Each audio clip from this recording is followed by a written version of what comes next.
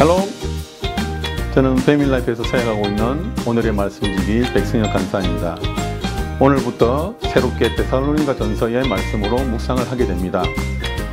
본문 묵상에 앞서서 저와 함께 데살로니가 전서의 개론을 알아보도록 하겠습니다.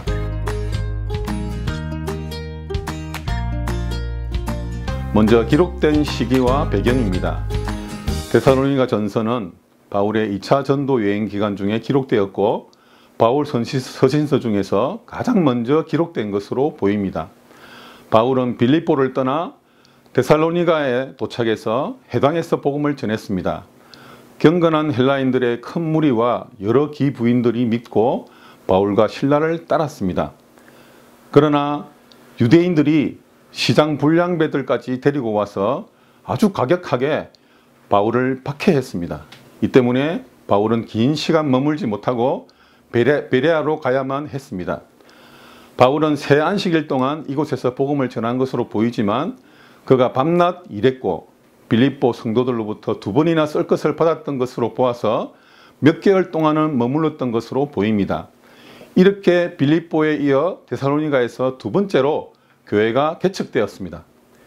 이후 바울은 유대인들의 핍박 때문에 베레아로 가서 복음을 전하게 되는데 베레아 사람들은 데살로니가 사람들보다 더 신사적이어서 간절한 마음으로 말씀을 받아들였습니다. 그런데 바울과 신라를 핍박했던 그 데살로니가의 유대인들이 이 소식을 듣고 베레아까지 와서 무리들을 선동해서 소란을 일으킬 정도로 과격했습니다. 이것으로 보아 아마도 바울이 데살로니가를 떠난 후 데살로니가 교회 성도들을 향한 유대인들의 핍박 역시 아주 집요했을 것으로 보입니다. 이러한 핍박 때문에 베레아에서 아덴으로 피신해야 했던 바울은 데살로니가 교회에 대한 사랑과 염려 때문에 데살로니가 교회에 다시 방문하고 싶어 했습니다. 하지만 사단의 방해로 직접 가지 못하고 디모데를 대신 데살로니가로 보내게 됩니다. 이후에 바울이 고린도에서 복음을 전하고 있을 때 디모데를 통해서 데살로니가 교회의 소식을 듣게 됐고 바울은 고린도에서 데살로니가 교회를 향해서 편지를 쓰게 되는데 이것이 바로 데살로니가 전서입니다. 두 번째로 시대적 배경을 살펴보겠습니다. 데살로니가는 로마와 아시아를 이어주는 교통의 중심지였고 항구 도시였기 때문에 상업의 중심지이기도 했습니다.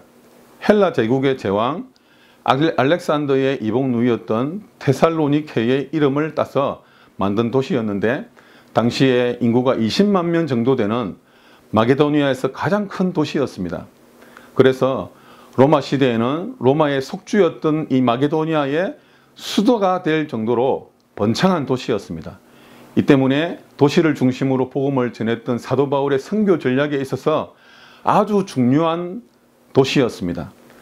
그리스 로마의 종교적 환경과 다양한 문화가 섞여 있었던 항구 도시였던 만큼 도시의 문화도 자유분방하고 음란하였습니다.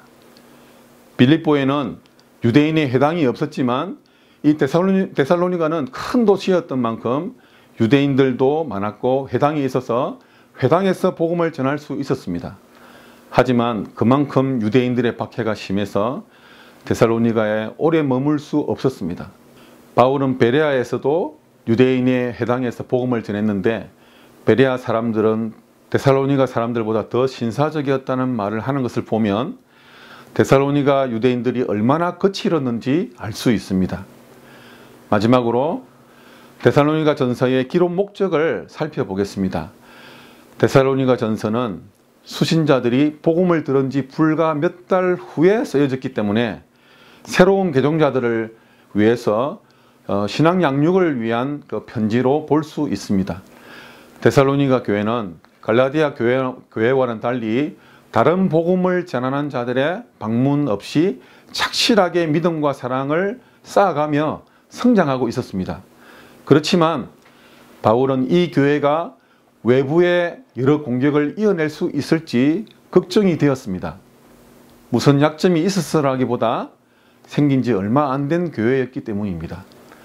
데살로니가 교회는 많은 환난 가운데서도 기쁨으로 말씀을 받아서 마게도니아와 아가야뿐만 아니라 각처에 믿음의 소문이 퍼져 모든 믿는 자들의 본이 될 정도였다고 했습니다.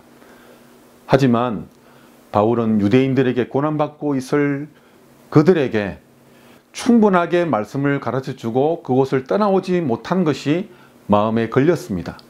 그래서 데살로니가 전서를 통해 바울은 데살로니가 교회에 대한 핍박 중에도 교회가 성장하고 있는 것에 대해서 감사하는 한편 자신이 직접 그들에게 들려주고 싶었던 그 가르침과 실제적인 교훈을 주고 있는 것입니다.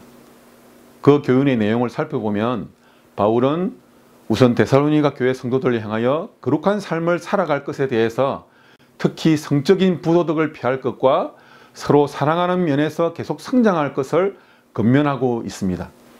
둘째로는 교회 성도들 가운데 이미 죽은 사람들의 운명에 대해서 겁을 내고 있는 사람들을 위로하면서 주께서 다시 오실 때 죽은 성도들이 부활하게 될 것과 그리스도 안에서 잠들어 있는 그 사람들이 아직 살아있는 성도들과 주님 안에서 재회하게 될 것이라고 이야기합니다. 셋째로 바울은 그리스도인들끼리 서로 사랑하고 여러 가지 영적 은사를 활용할 것에 대해서 권면합니다. 그리고 처음에 문안 인사로 시작했던 것처럼 격려를 담은 개인적인 문안 인사로 글을 맺습니다. 이렇게 데살로니가 전서에 대한 내용을 함께 살펴봤습니다. 앞으로 데살로니가 전서를 묵상하면서 하나님의 특별하신 은혜를 경험하시기 바랍니다. 샬롬.